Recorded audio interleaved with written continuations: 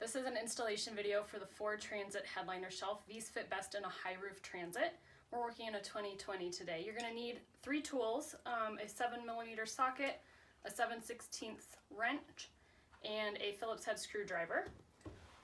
The first step of your installation will be to remove the 2 screws from the front visor up here. And so there's 2 screws in here that you can take out with the socket.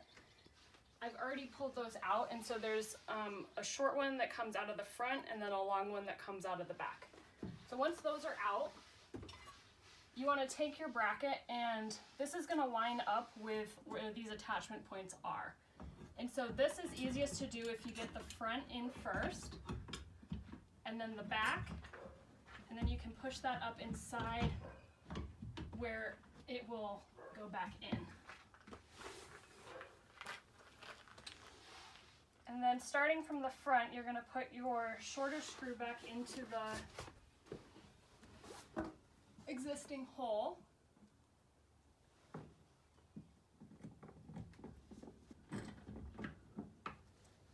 And then do your longer screw second. You want to kind of push up on this to make sure it catches while you're turning this.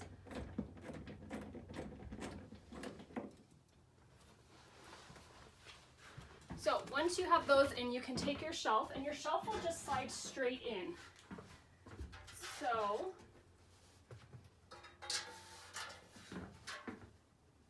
you want to try to line it up before you slide it in to get it relatively straight.